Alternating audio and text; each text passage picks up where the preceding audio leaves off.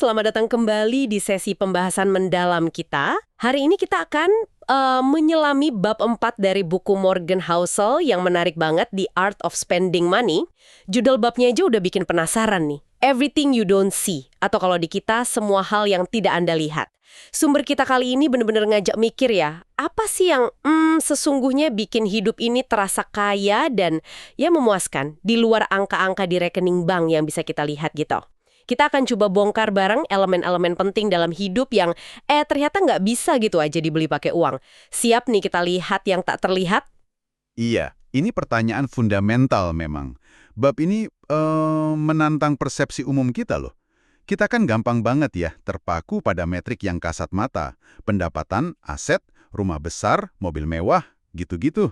Iya ya, yang kelihatan jelas gitu ya. Nah, tapi Housel berargumen, kalau inti dari kebahagiaan dan kehidupan yang baik, itu justru seringkali bersembunyi di area-area yang nggak bisa dilihat atau diukur sama orang lain. Jadi mari kita telaah lebih dalam nih, elemen-elemen tak kasat mata ini. Oke, siap. Langsung aja deh kita mulai dengan sebuah skenario yang provokatif banget dari buku ini. Coba Anda bayangin ya, Anda lebih pilih mana? Punya penghasilan katakanlah $100.000 setahun, tapi Anda dikelilingi pasangan yang cinta banget sama Anda. Anak-anak yang kagum sama Anda. Teman-teman yang solid, sehat, terus hati nurani juga tenang. Kondisi yang ideal ya itu. Nah, atau punya penghasilan 10 kali lipatnya. $1 juta setahun, tapi Anda nggak punya semua hal tadi. Gimana tuh? Wah, jawabannya kayaknya cukup jelas ya buat kebanyakan orang, bener nggak? Skenario ini langsung nunjukin batasan fundamental dari uang itu sendiri. Betul. Ini membawa kita ke gagasan inti bab 4. Kebahagiaan sejati itu kayak koktail kompleks gitu. Bahannya jauh lebih banyak daripada sekedar pendapatan atau kekayaan finansial. Apa yang kita lihat dari luar soal kekayaan orang lain itu seringkali cuma puncak gunung es aja, fasad doang, yang belum tentu sama kayak realitas internal mereka. Benar sekali. Gambaran yang nggak lengkap itu bisa menyesatkan banget ya. Contohnya, kisah ironis soal mantan Presiden AS, John Adams, yang dikutip di buku ini. Di saat-saat terakhir hidupnya nih, kata-kata terakhir yang dia ucapkan itu kabarnya nunjukin semacam kecemburuan lah, atau paling nggak kesadaran soal rival politiknya Thomas Jefferson. Oh, yang dia kira Jefferson masih hidup itu? Iya. Adams ngira Jefferson masih hidup, dan mungkin mengalahkan dia dalam hal umur panjang atau warisan gitu. Padahal dia nggak tahu, Jefferson itu udah meninggal beberapa jam sebelumnya, di hari yang sama loh. Wah, itu kuat banget sih contohnya.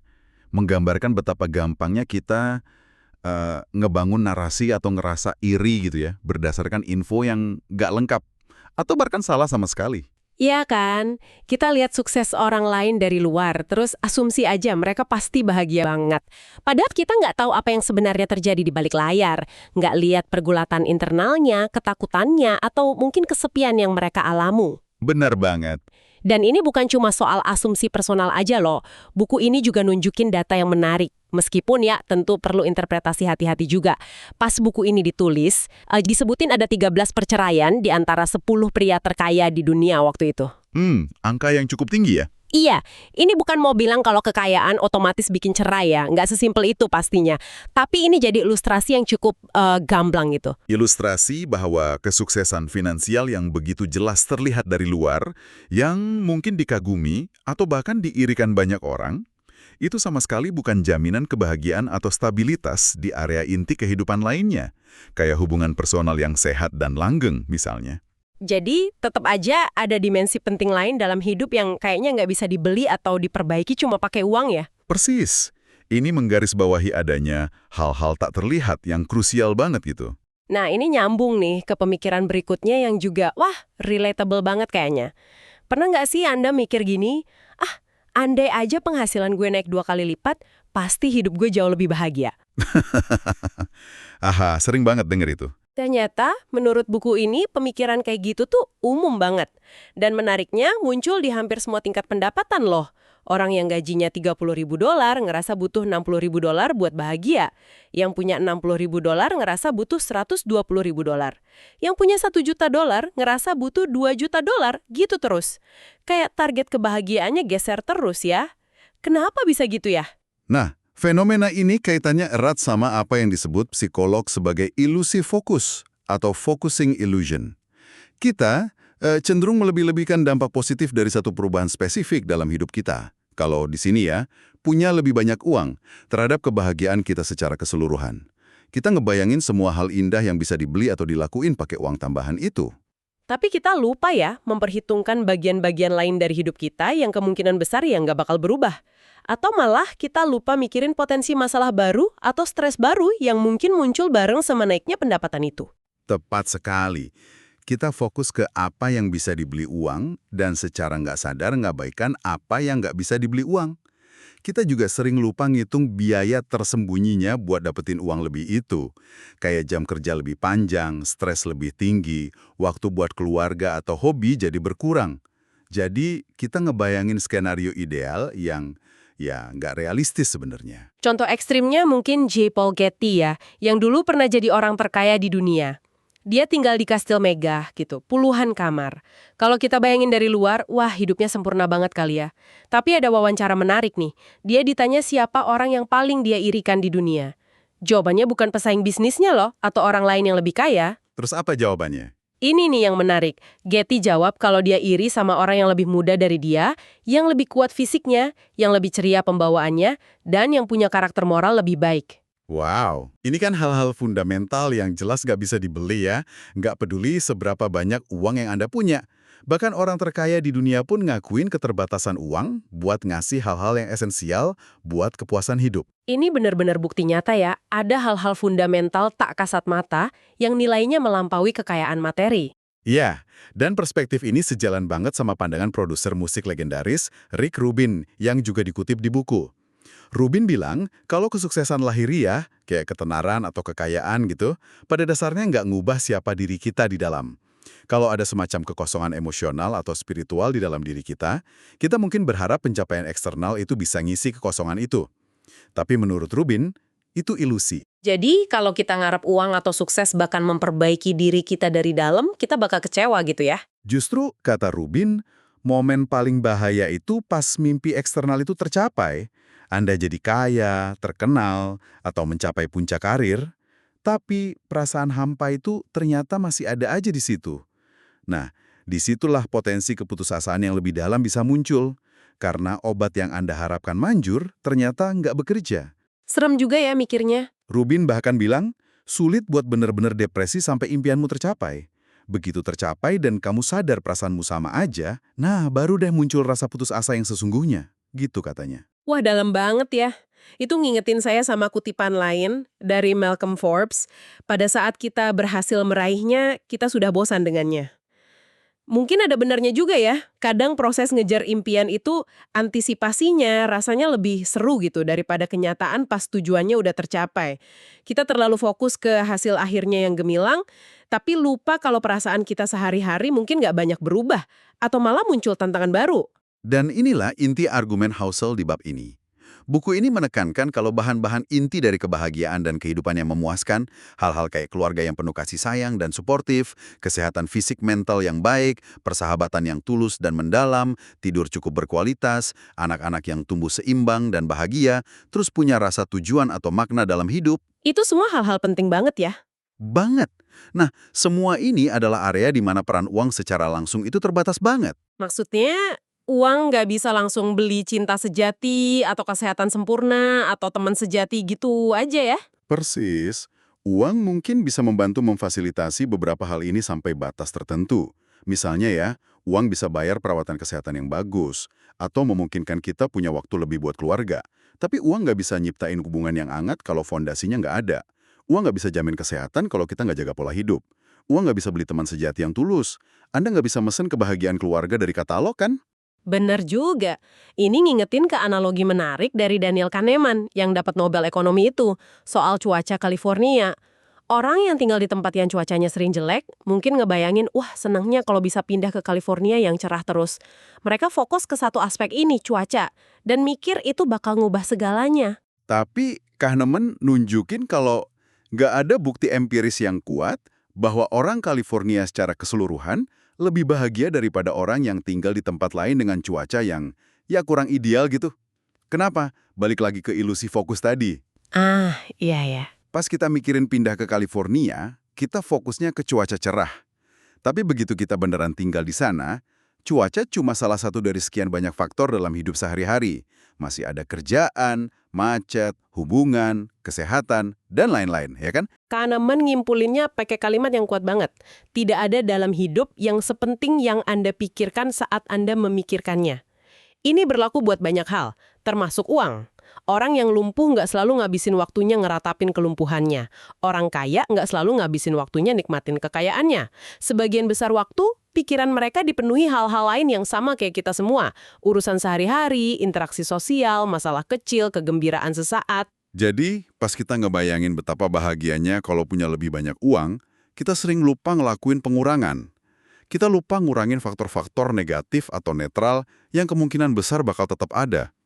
Hari-hari buruk yang pasti datang silih berganti, hubungan personal yang mungkin tetap rumit, masalah kesehatan yang bisa muncul kapan aja, stres kerjaan yang nggak bisa dihindari, capeknya pulang pergi, dan berbagai kerumitan hidup lainnya. Semua itu nggak otomatis hilang cuma karena uang nambah. Tapi bukan berarti uang nggak punya peran sama sekali dalam kebahagiaan kan ya? Buku ini juga cukup berimbang kok ngelihat sisi lainnya. Dijelasin juga gimana uang bisa berkontribusi pada kebahagiaan meskipun seringnya secara nggak langsung. Betul, ini nuansa yang penting.